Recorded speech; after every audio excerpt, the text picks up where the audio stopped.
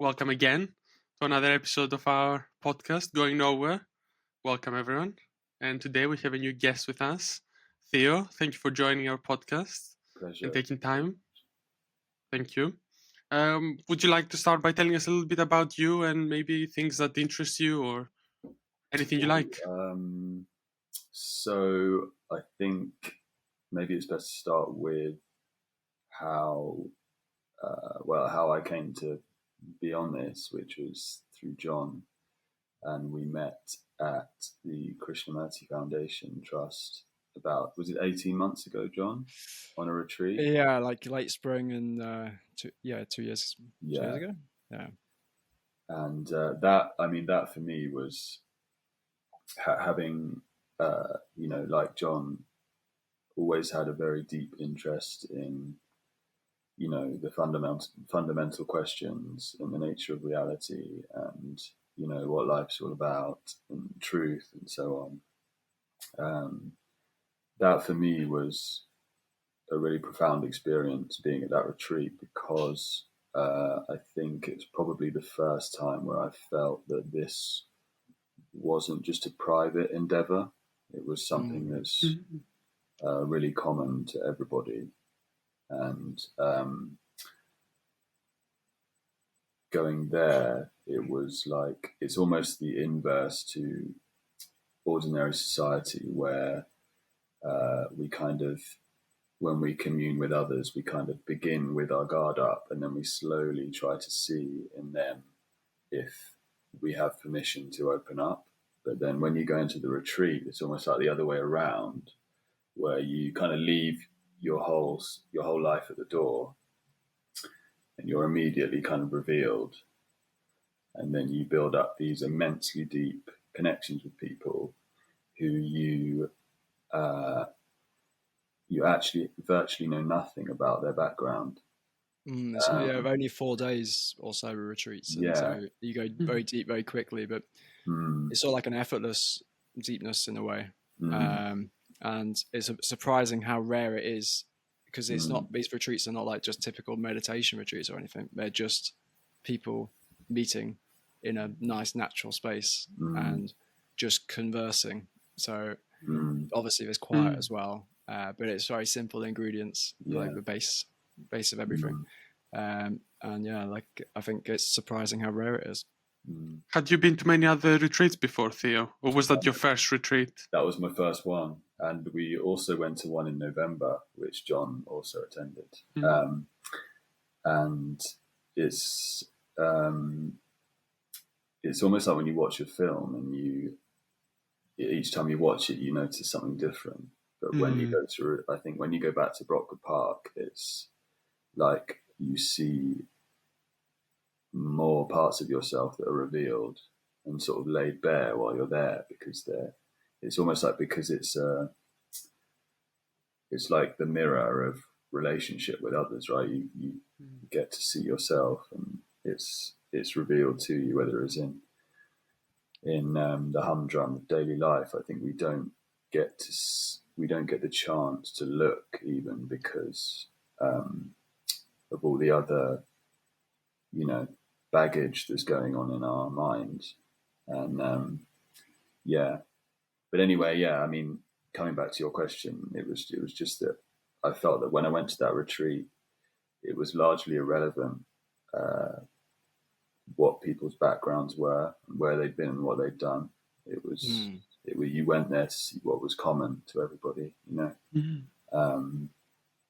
However, if you want the standard intellectual answer, then my background is I'm from Sussex, and I studied journalism in my undergraduate degree, and then went on to study a master's in philosophy.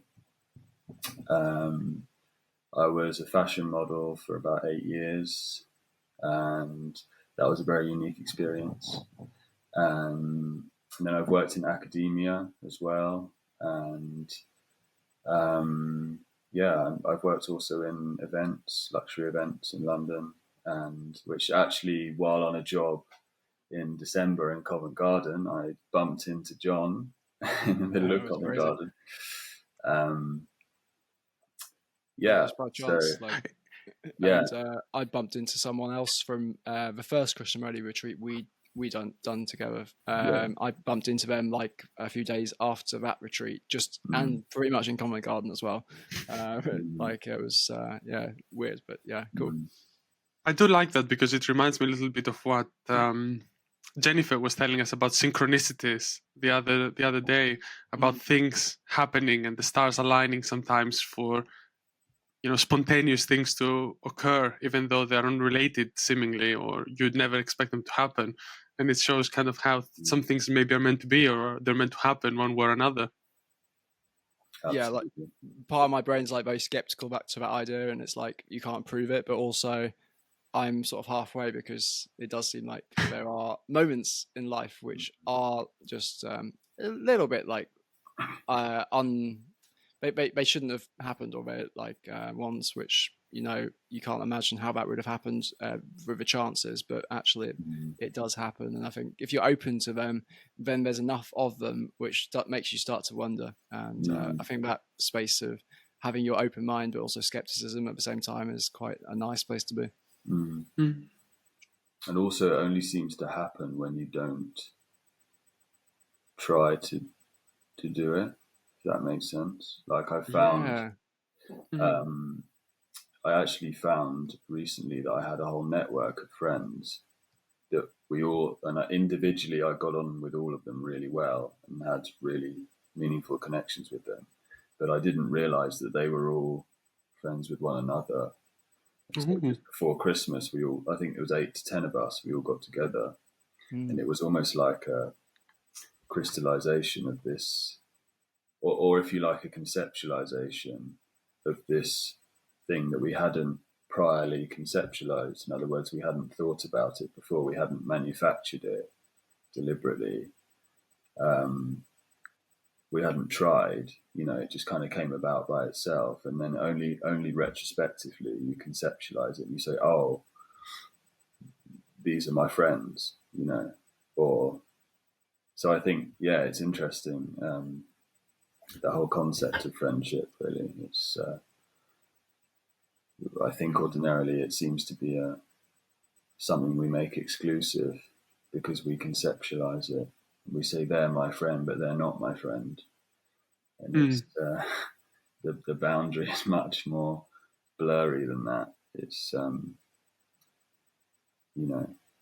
it's a bit like love in a way. I remember Krishnamurti talking about love, saying, if you say I love someone and not someone else, then it's not love, because it's because it divides. It excludes one and not the other. It's certainly not an agapic love, like to use very ancient Greek terms of. Not an erotic, agapic. You mean love? No, I don't use love in the romantic sense. No, I mean in the. Yeah, it's such an important word. It's such a loaded word, I know. It's very loaded. It's used in different ways by different people. So it's a tricky one. Yeah. So, do you think the word of friendship isn't enough to kind of conceptualize the true connection that someone can have with other people in that deeper level that you're just describing? I think it is in the true sense, yes. But it's I mean, how can I put it? It's almost, I have to say, John, when I bumped into you in Covent Garden, that was quite a peculiar experience. I don't know what it was like for you, because going back to what I mentioned before, we've obviously had these really deep conversations, these really deep dialogues. But then it was the first time I'd kind of seen you in the so-called outside world. But what struck me was that you could have been anybody, in the sense that, relatively speaking, I still don't know that much about you in terms of your background, even though we have spoken about that. But what I thought is that, given that we'd had such a deep connection, deep conversations, it really struck me how culture as it is really prohibits you from having those connections, and that anybody in Covent Garden Square at that moment I could possibly also have those connections with, but of course you'd never know. Do you know what I mean? Theoretically, we could have that connection with pretty much anyone. It's just the amount of layers and also the situation, which allows us to either drop some of those layers or not. But it's like, we're all like connected, but also divided at the same time. This was why I wanted. Sorry, go on, Theo. No, I was just going to say, what is division? Division. You could split up the word division, meaning two. So it's split. It's a split vision and not seeing the whole. But that's just me trying to be clever about it. Yeah, I wonder what that's the intellectual answer. I'm wondering what the actual structure of it is in actual experience. Well, like in one way we are separated as bodies, and like obviously you can say we're as nature we're like connected, but also as our bodies we're like the chariot. We're put together. Like, is it King? What was her name? Melinda. Yeah, it's been a while. So his chariot example of what part of the chariot are we? We are like separate chariots, and we sort of see ourselves as a chariot, and that makes us think we're like solid. And because the amount of time that we've known ourselves is we've always been put together like that, and so that makes us feel like a separate being. And I guess that's a structure of thought as well. So it's maybe thought divides. So thought divides. Is that what we're saying? So thought is the factor of division. That's what we're saying.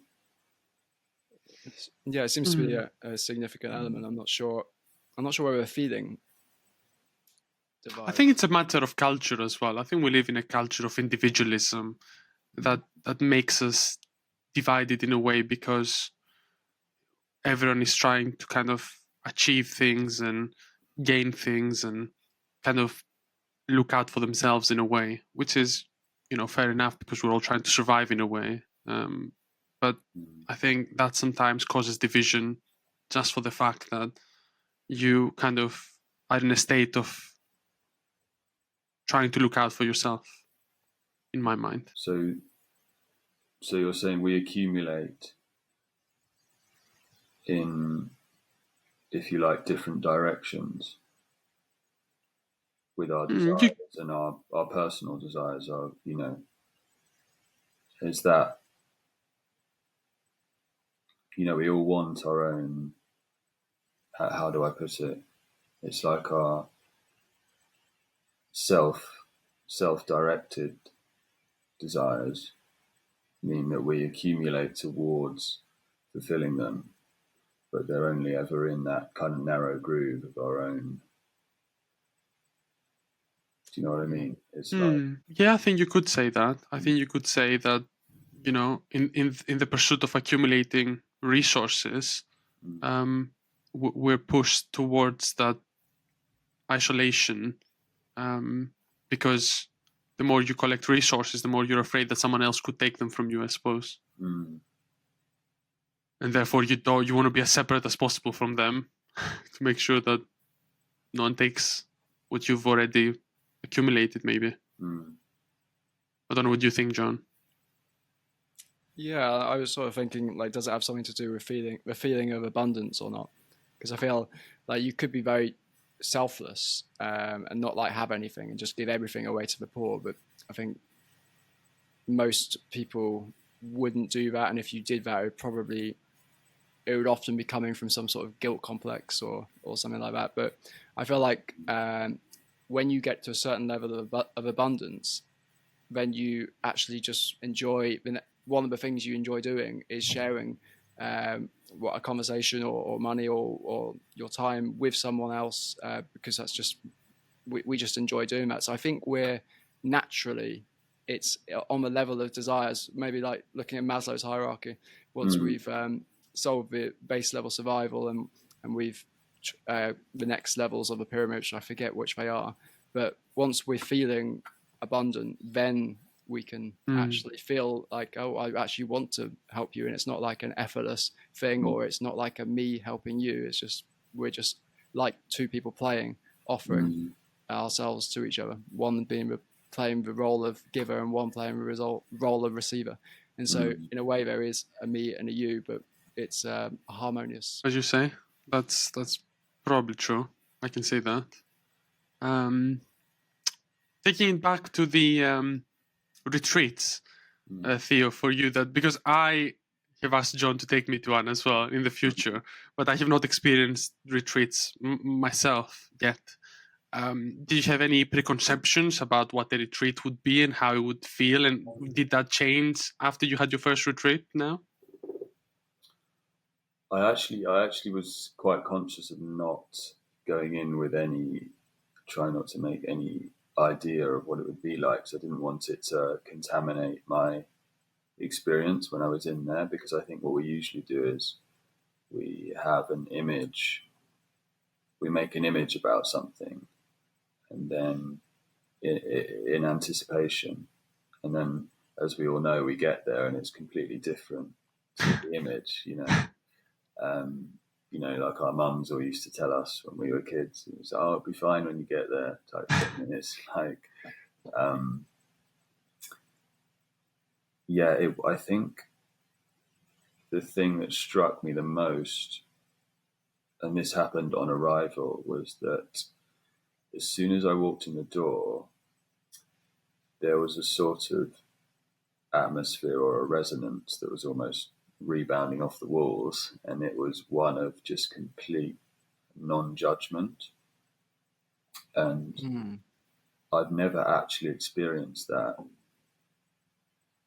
anywhere in my life before, because, and we may say that we have in certain spaces, but I think there's always a subtle simmer of judgment going on in most places. And also in you, if you observe your thoughts, there's always, I mean, even if you walk down the street, it's quite interesting sometimes just to observe the small judgments and reactions that come up, just that sort of, if you like, contaminate your perception. And yeah, Brockwood Park was unique, I think, in that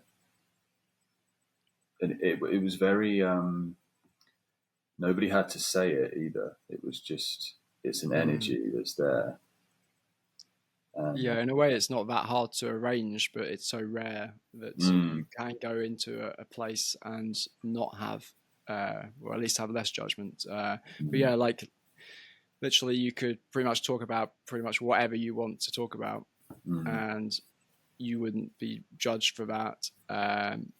So yeah, it's like perhaps that's the sense of freedom that we, like the abundance comes from, perhaps also a sense of freedom which we don't often get, because we're often feeling judged or feeling like we have to adhere to other people's views. Also, I think, to answer your question further, was that I think the thing that most struck me while I was there, probably actually that I didn't account for beforehand, was having listened to dialogues and watched many dialogues before, I didn't appreciate how difficult it would actually be to partake in one or several, as it was during the days that we were there. And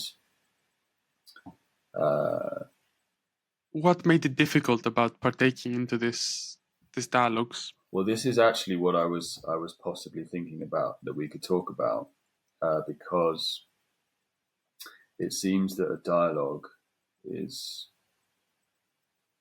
quite distinct from a conversation or a discussion. So, is that something deeper than just a conversation or a discussion, you think? Yes, I mean, if you look at the root of the word discussion, it has its root meaning in the word percussion. So it means to shake up or to break up. And this is also the same root as the word analysis, from the Greek root lysis, which means to loosen or to break up. So in other words, in a discussion or an analysis, you get people who have separate views or opinions or beliefs or judgments, and it almost has a quality of debate to it. You know? And people are also attached to their views. So they try to defend their views. And everybody has a sort of fragmentary way of looking at things. But in a dialogue, I mean, the word dia means through, right? Through the word, not by the word. So it has a completely different quality to it. Logos meaning the word, of course. So in a dialogue, there's this aim is the wrong word, but there's an awareness of something that's beyond the content of the discussion or the word, if you like, or what's being talked about.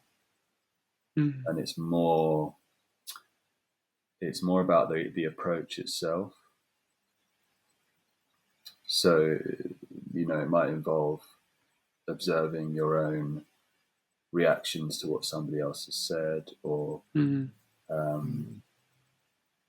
you're observing your own agreements or disagreements that pop up in your mind, or this. I mean, and so it's a very holistic observation, if you like. And this was actually what struck me most about when I first listened to Krishnamurti, because coming from an academic background, I was very used to listening in order to accumulate information or to accumulate knowledge. And I think that's what we take learning to be ordinarily, is the accumulation of knowledge. And then the problem is, of course, as was always raised in a philosophy seminar after we had the seminar, was how are we going to put this into action? So you would always have a divide between the knowledge and the action. But when I first came across Krishnamurti, that divide was very much dissolved, because as you were listening to what was being said, the very content of what he was talking about was actually going on in you at the same time that you were listening.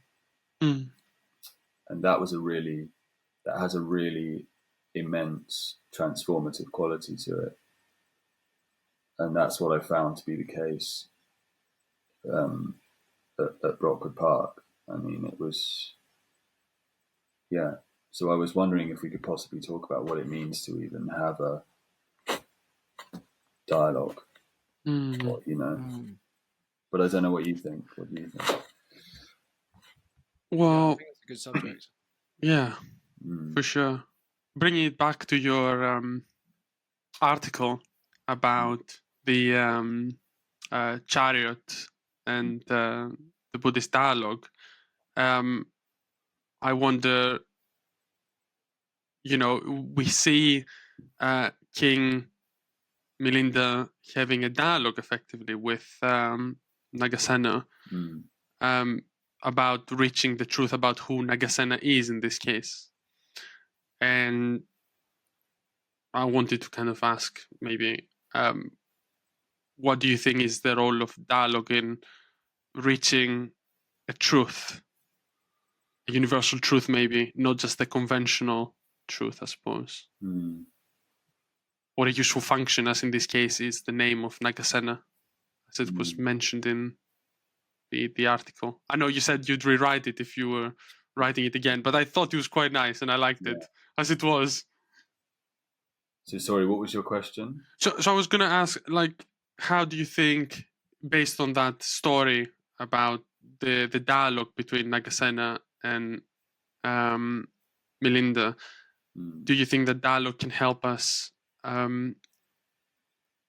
reach an understanding of truth? Well, I think one of the things is that when you, I mean, for example, when John asked me to come on here, I think the first thing you think, oh, what am I going to say, you know, and you think that you should, and when we listen to dialogues or podcasts or what we take to be dialogues, we often think that the person who we're listening to is an expert or has some kind of capacity in a certain field. And I think in dialogue, that's not the case. It's, I mean, there seems to be a necessity for expertise in certain cases. I mean, if you want, you know, medical advice or health advice, then sure, of course, that makes sense. But when it comes to exploring something like the nature of awareness or the nature of your mind, it seems like having prior knowledge or capacity doesn't really have a place there. If that makes sense. Well, yeah, I guess, but prior knowledge can give you nice ways of phrasing it and perhaps opening up stuff, but actually, like, there's really important stuff to talk about rather than the interesting stuff, but the really important stuff is the stuff which is something that we all experience by nature of being human and having grown up in society. So, yeah, I guess we're talking about stuff which relates to the feelings and thoughts which we have, and the awareness which sort of they appear in. And I think there's in answer to the question of is dialogue a way to understand the truth, there always seems to be in our conversations this subtle motive to derive something or to get something out of the conversation. I wonder why that is. Why do you think? We seem completely conditioned that way as well, in the sense that we don't even realize that we do it, you know. I wonder, in my mind, I think I kind of see sometimes things from a evolutionary / biology perspective.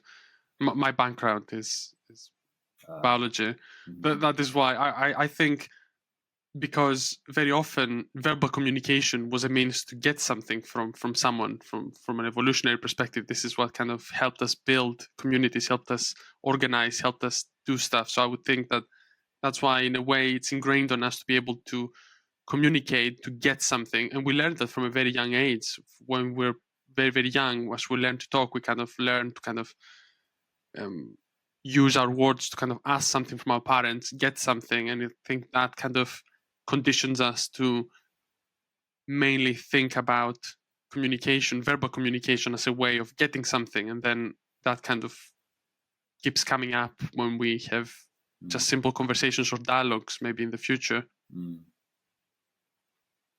know what you guys think. Yeah, I think from an evolutionary perspective,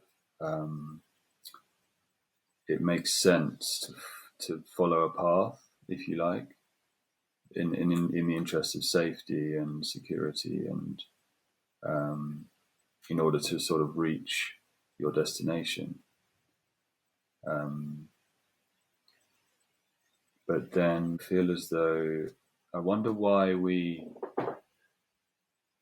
do this psychologically, because it makes sense that we do it, you know, outwardly, if you like, in terms of survival, further to what you were saying.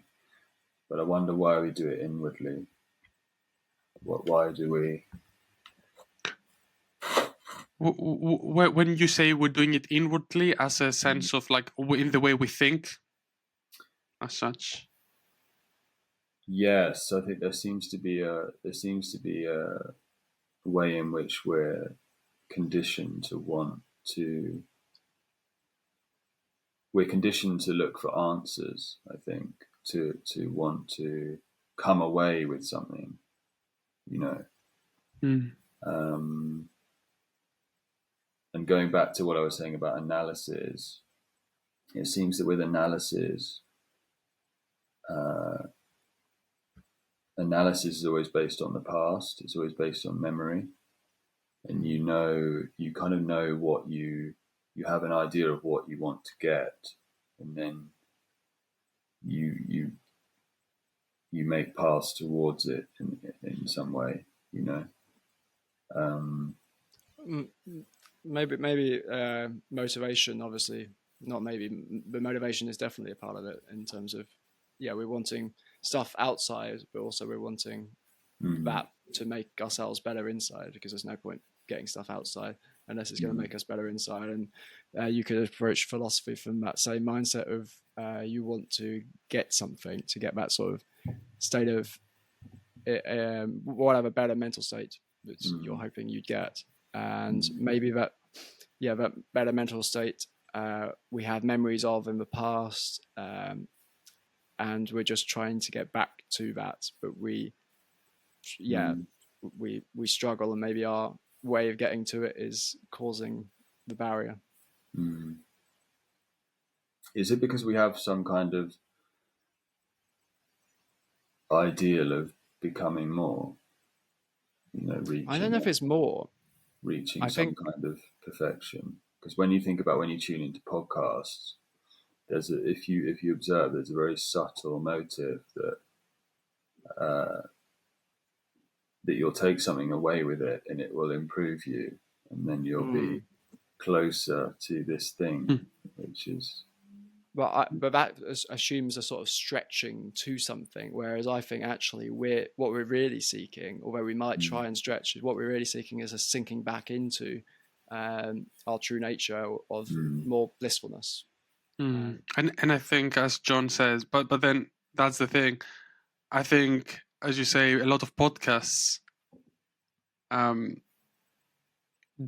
would not make for a good thumbnail if it said, you know, the answers are in you instead of outside. So I think, if you're basically, you need to have something to talk about. So you're then talk about all these tips and stuff, and all these products, or all the whatever you can do, but they're all like little micro things, and they all make us stretch in a million different directions. And so even having one thing stretching you is enough to stop you relaxing back down into who you are. I think it seems like we think that we can, going back to what we said about accumulation earlier, it seems that there's the belief that in accumulation we can become whole, as it were. Going back to what you said, John, about going the other way, I think we think that I don't disagree with that at all, but I'm just saying we think that we have to accumulate outwardly or even inwardly to become something whole or more than what we are now. You know, that seems to be very much the kind of movement that goes on. So, for instance, something we want outside or inside. So say like it's a chocolate bar. We don't actually want the chocolate bar. We want the relaxation of that tension. And I think this, I don't know if you can explain the brain psychology behind this, anyone, but I feel like it's the moment of relaxation upon having that first bite of a chocolate bar, which is what we're seeking. And maybe the same with listening to a podcast or even philosophy. We're just seeking a key to relax again. You see, that's the thing, though. It's not so much a moment of relaxation when you eat a bar of chocolate.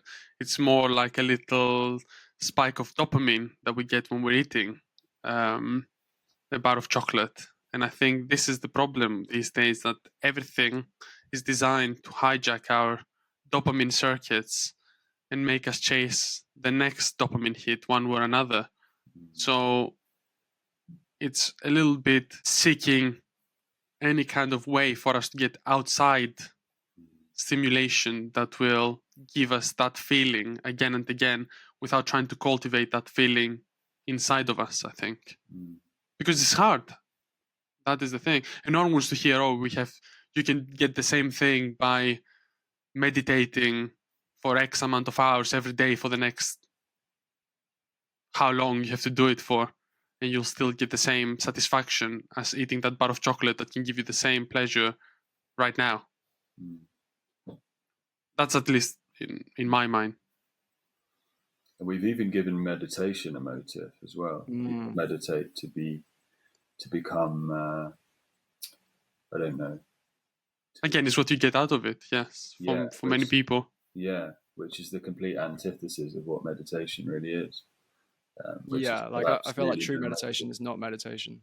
Adyashanti, I think is his name. He said true meditation has no direction. Yeah, it has no motive. Yeah, absolutely. But I think Dinos, sorry if I pronounce it right. And what you were talking about, John, with the chocolate bar, it reminded me of what Cézanne said about pleasurable experience, and he described it as a taste of nature's eternity. So it's like you get this fleeting experience of eternity. It takes you out of time, which of course is related to desire and wanting. But then when the experience is over, you're back in your turmoil again. You're seeking again. But I wonder why do we desire pleasure? Why do we desire pleasurable experiences? That's a difficult question to answer. Didn't you just answer it though with the seeking eternity? Yeah, but I wonder but why would we? I'm more asking about the position we come from. Why do we seek that at all? Is it because we think we're not that? Is it because we imagine ourselves to be this limited entity that then has to go out and acquire loads of things, whether it's experiences, relationships, substances, activities, knowledge, possessions? Yeah, I think it is a feeling that we are not enough. Like that when we're just us, that it doesn't feel the same, and as when we get that pleasure. So we need to go and get the pleasure again, because just being with ourselves is not actually yielding what we hoped.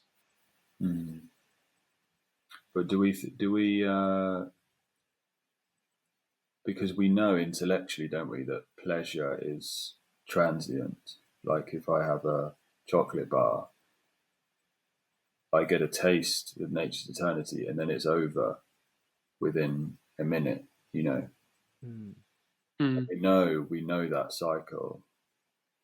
So why do we, I mean, if you look at society, the whole of society is actually pleasure-based. It's built on the structure. The whole society is built on this structure of pleasure, which is why I thought actually that the word retreat for Brockwood Park was interesting, because the word retreat almost implies an escape, but it's actually the other way round, in that you go there to face all these things head on and you don't escape at all, But in society is actually composed of all these escapes.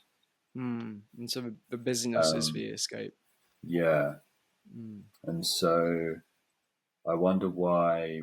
So in other words, we've clearly placed great importance on pleasure, and I wonder why that is, when we know how basically we're animals, and so like to neglect our animalistic desires, like our basic desires, then that is, well, firstly difficult, and also unnatural. Do you think we mistake pleasure for something more? I think it's a driving force for many people as such. As you said, as John said, it's a bit animalistic, and I think it's also a motivational force for a lot of people to get pleasure by either acquiring things or experiencing pleasure for themselves through different things, and also it's part of the culture of, consuming and getting stuff, getting more things, buying more things to get us more of that pleasure as such, and also maybe as a distraction from issues or lack of happiness for a lot of people, or other reasons such as being hardwired from your brain. Your brain has plasticity, as we say, and the more you wire it to seek those dopamine spikes, the more you want to get more of this. Sorry, John, I interrupted you. Yeah, I was going to do some thinking out loud, but I'm not sure if this is going anywhere. But so, like, if we're natural beings and we have natural desires as part of, we are like a microcosm of the macrocosm as nature, then when we neglect those basic desires, then we have to go and try and find some other more loftier desire or more abstracted desire or something to chase, some ambition. And so in a way, we're seeking perhaps a return to nature. We're actually, what's happening is we're building society as a result of or civilization as a result of our inability to connect with nature. And so we're building all these amazing things, but that's destroying nature and actually taking us, it's coming from a place of not feeling at one with nature. Yeah. So it's almost like our society has made us, I mean, obviously the structure of our thought has created society, and then it kind of boomerangs back. And because we feel so cut off from nature, we feel fragmented, we sort of feel cut off from the whole, and therefore we're in that perpetual state of accumulating in order to become whole. Is that what you'd say? Yeah, I think there's definitely, there seems to be something in that, at least for me. And I think we've discussed this with John before. I think we've been kind of conditioned and trained, both from society and maybe from evolution as well, to seek outwards than inwards. Yeah, but I don't know if it's all about inwards outwards, because that like implies distinction. Obviously, on some levels there are, but like if you're just thinking as like scientifically with nature, we naturally engage with the environment, but we do it in natural ways as like hunter gatherers. So we go hunting, we have sex, we do whatever other stuff, go and find water, all the basic stuff, and those things actually like are in a way pleasurable, but perhaps not in the same way as perhaps seeking the pleasures of that we seek in modern society. But they're like the basics. They're like human rights in a way, basic human rights. And like when we don't have them, then we feel unhappy, and therefore we have to detach ourselves from nature. And in the detachment from nature, then we end up building a society which ends up like building our own prison, which separates us from those natural things even more. And so even if we realize our mistake, we struggle to go back because it requires a lot of effort to abstract ourselves from the prison we built. Taking it back on the dialogue, do you think, what do you think is the place of dialogue in more modern settings, such as on the internet and social media, and debates. I think everything now that generates clicks is a debate.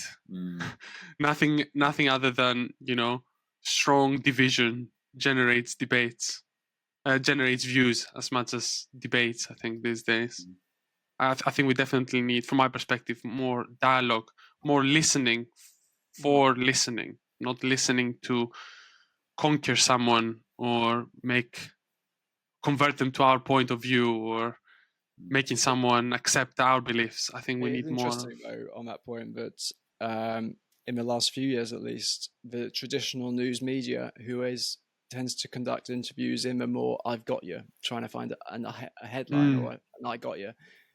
That's been a lot of the audience from that has gone towards podcasts and the like, and the best podcasts are often the ones which are conducted on equal footing.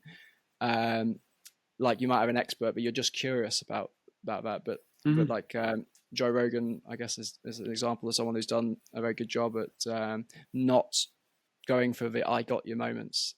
Even though in the short term that might have been fruitful, in the long term it's actually worked out for him. Precisely, he just listens and asks questions to learn or understand the point of view of the speaker. Most times he doesn't ask questions to kind of find a gap in someone. Well, sometimes I think he does ask questions to find any gaps in someone's logic, but he also asks questions just to learn and also just to get their perspective. And I think we don't often do that. We don't try to get the other person's perspective. We're only focused to try and guard our perspective against someone's point of view. We always seem to come from a perspective or from a point of view, and then we bring it to the table. And I wonder why we don't just start with no perspective or no view. It seems so. I mean, that seems absolutely unheard of. It's. I think inquiry can only take place when that happens. I think what happens is we come to the table with prior knowledge that we've accumulated, and that knowledge can also contain knowledge about ourselves and our identity, and therefore we hold steadfast to the views that we have inherited from our culture and so on. And then you come up against somebody else and those clash. And they never really meet because you've got an image about yourself which is part of knowledge, and then you also have an image about the other person that you're talking to, and so you get two images, and then they clash against each other because by nature they're contradictory, because you have two opposing images, and you never really meet, and this is what I meant earlier about how much of what we think passes for dialogue isn't really dialogue, because you never do you know what I mean? I think I get where you're getting, because I think a lot of people become very ideologically captured by a certain opinion or a certain view of the world, let's say, whether that's a political view or a personal view or whatever view that is on any topic. And when you become captured by that ideological position, then that becomes a part of your ego and a part of yourself. And to change that position, it would mean that you need to maybe alter or break that image of yourself in your own mind. And that is a very scary and, I think, thought for someone, because people are scared that if they don't have that, they wouldn't be themselves, I suppose, or they would be wrong. And I think also people don't want to be wrong. No one wants to be wrong, because that makes you look silly or stupid, or there's that fear, I suppose, of being wrong makes you less than. So no one wants to be wrong, and no one wants to change their view, especially if that view has become part of what makes someone them.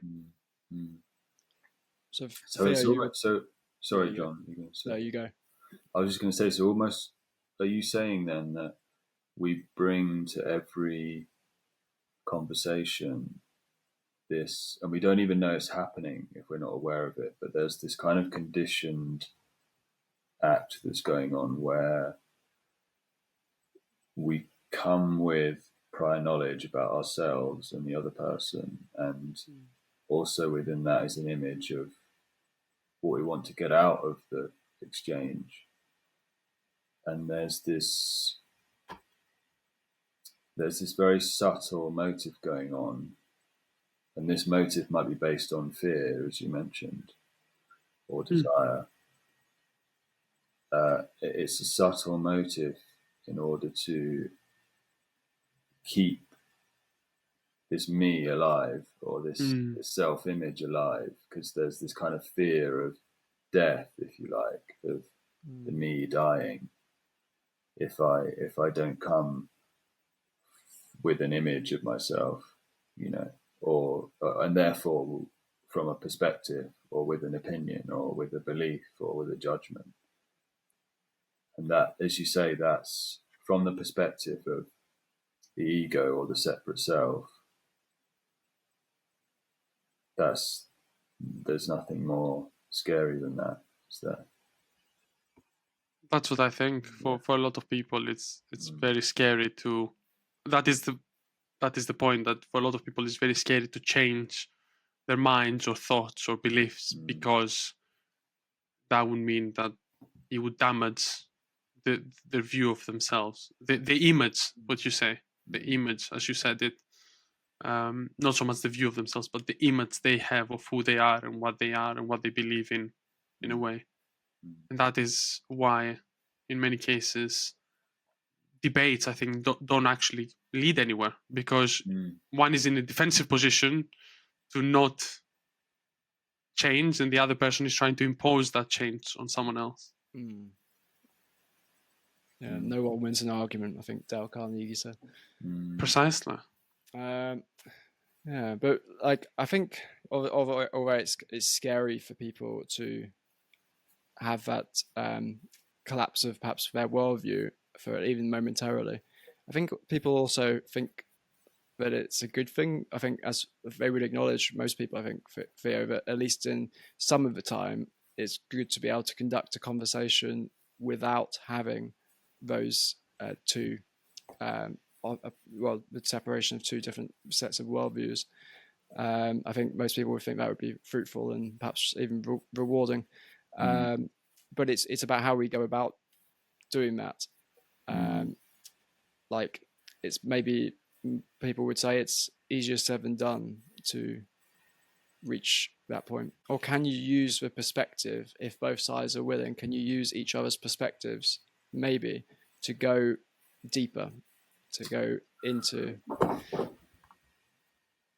Well, I think only if you don't take the perspective seriously, which I think we do, because it's not just, the perspective is not just comprised of thoughts. It's also, of course, we know how thoughts are really the root of feeling and emotion as well. So you're very emotionally invested in your opinion as well, and therefore you take it very seriously.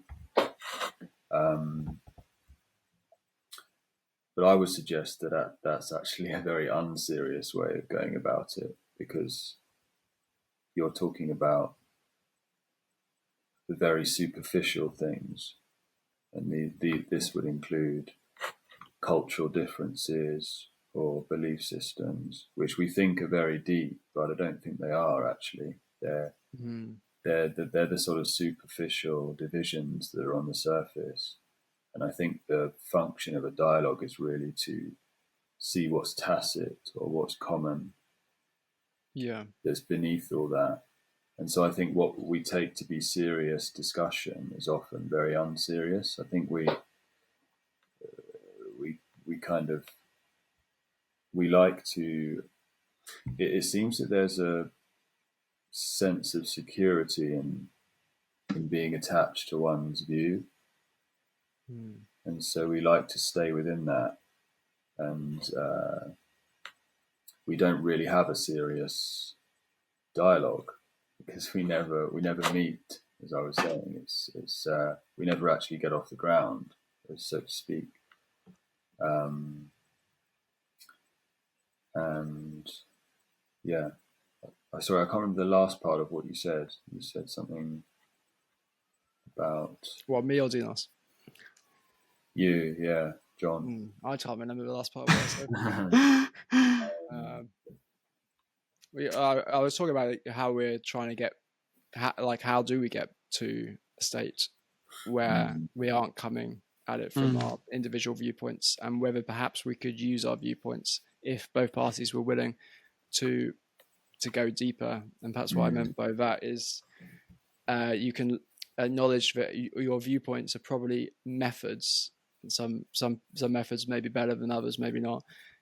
So like left-wing, right-wing viewpoints on society, there are different methods to achieve perhaps what is the same goal in terms of harmony or individual and societal happiness. I think most people, unless you're psychopathic, they're trying to they think that's the best way to get to this said goal, which is a common goal, which I guess is rooted in the fact that we feel deep down that things are not okay.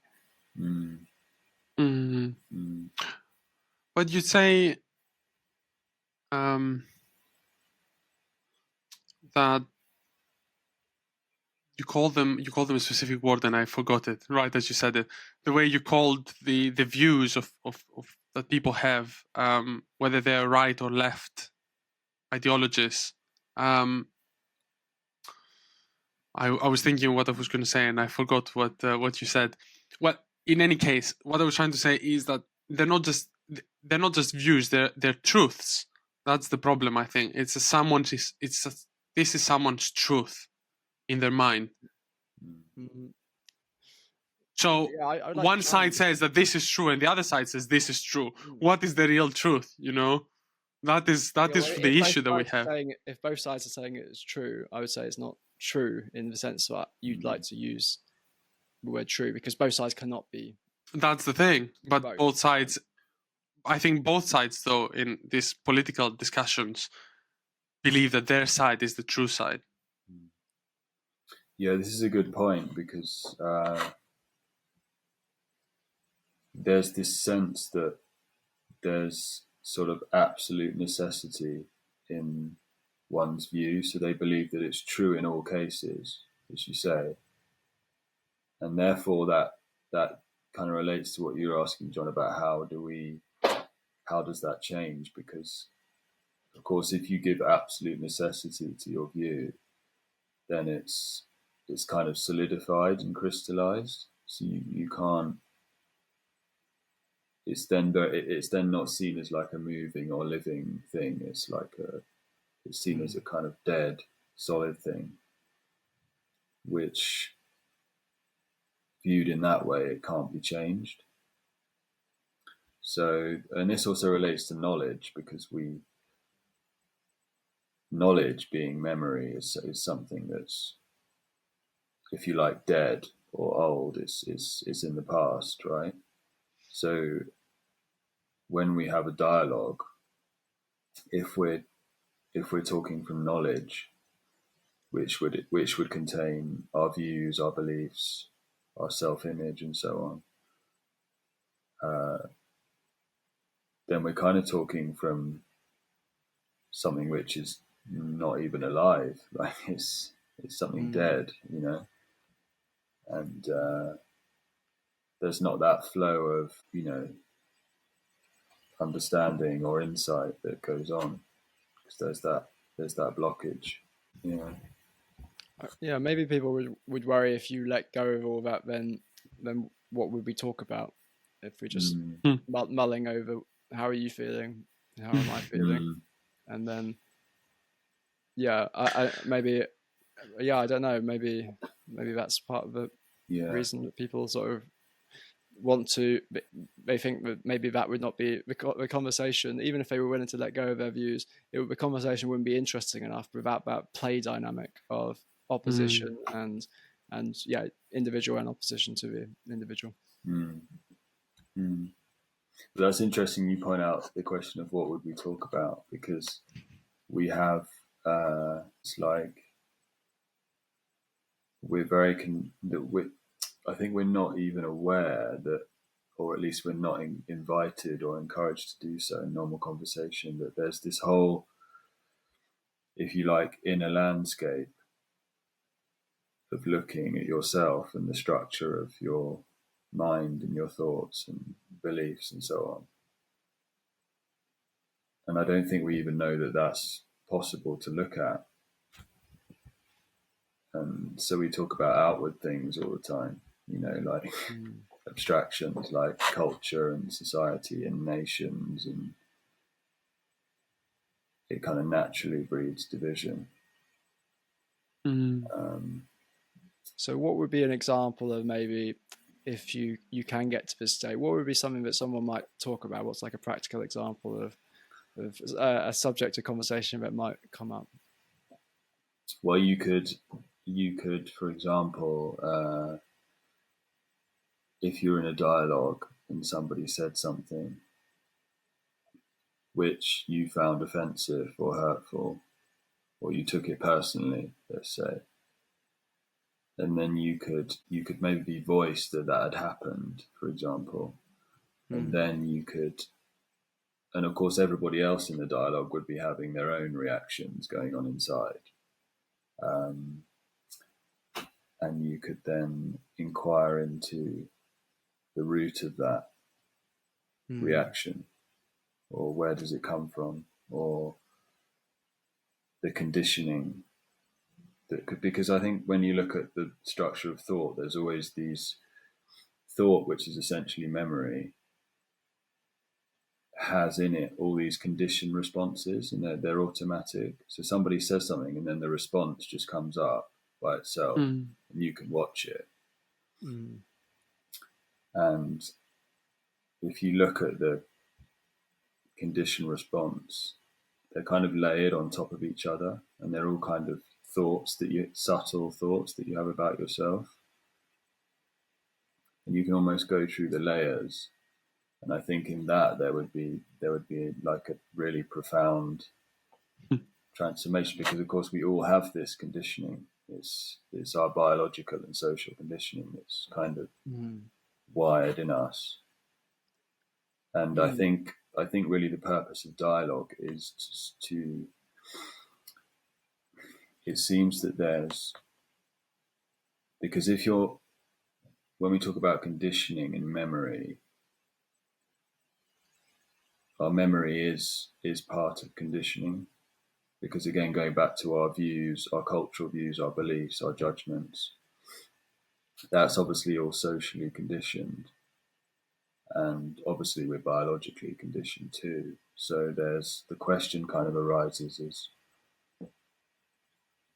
is there something that's unconditioned, and how surely that would be the only thing that could actually look freely, or actually inquire, or actually, you know what I mean? So I think in a dialogue, it's you can see what's beyond, as I mentioned earlier, those kind of superficial layers of conditioning, and then you can.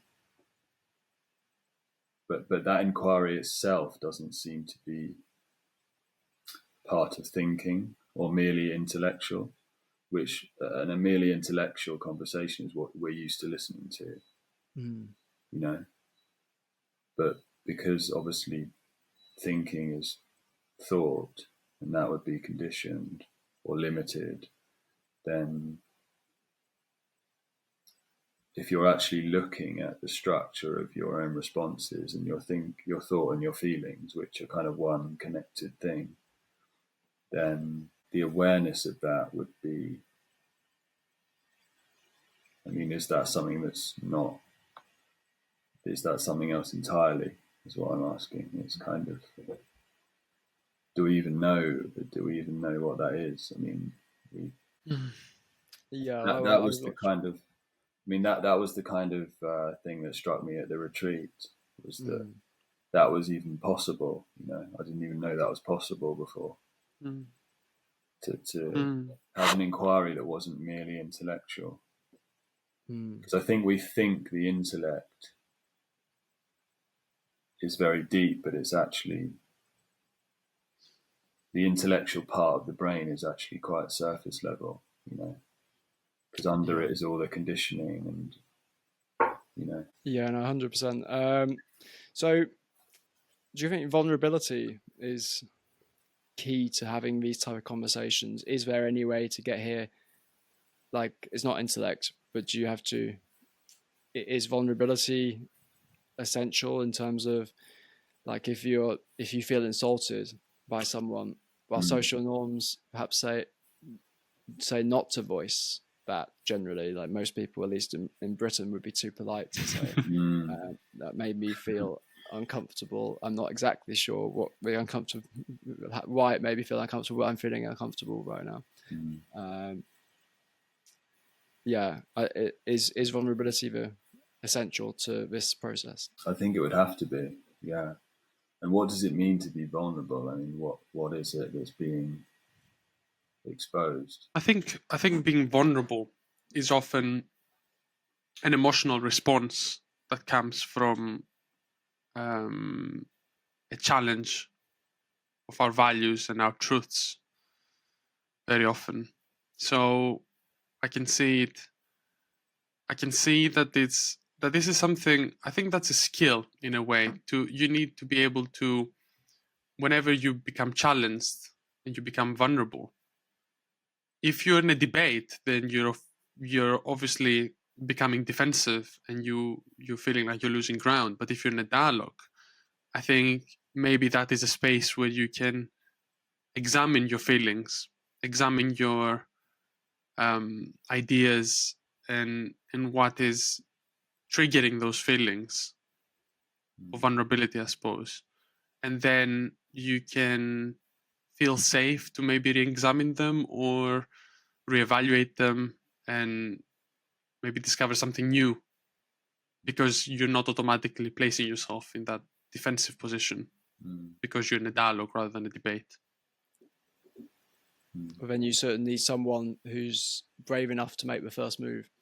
In terms of, if you're in a conversation with someone, then if you're vulnerable, and then they will maybe feel more open to being vulnerable, but then both sides perhaps are thinking that, and they're ready to be vulnerable, but it's whoever does, they're waiting for the other person to give them permission to be vulnerable, and therefore no one actually ends up doing it sometimes. This is where I think empathy comes in. So you need to be empathic enough to feel that someone wants to be in that place with you, I suppose, and kind of understanding that there is this kind of common understanding somewhere in there, or the will for that common understanding, maybe, to be vulnerable, as you said, so that you're feeling safe enough to do it, knowing that someone else will also be vulnerable with you. Yeah, which I think harks back to what we were saying earlier, where in normal life we kind of put the feelers out, as it were, to see if it's possible to be vulnerable.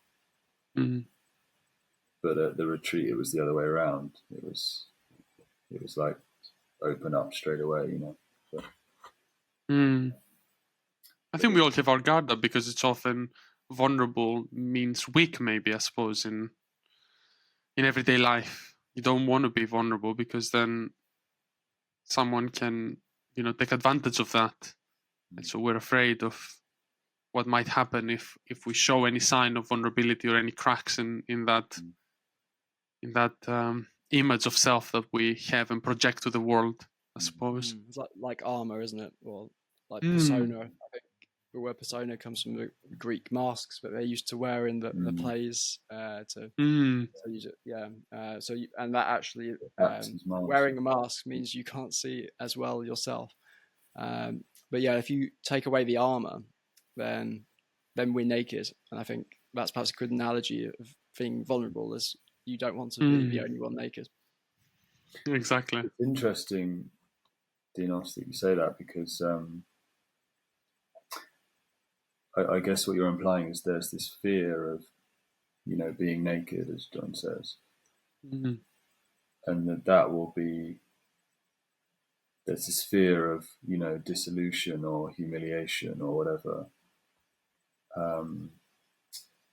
But I wonder, actually relating that back to the point about if somebody said something in a dialogue that, upset you in whatever way or hurt you, let's use the word hurt. What is it that's hurt? That's a very good question. I think this is what needs training, to understanding that what is hurt is the image that you have of yourself that isn't even real in many cases. It's just the ego. It's just what you've accepted to be you. So if you're able to let go of beliefs or let go of, preconceived notions of yourself or others, then you couldn't be hurt.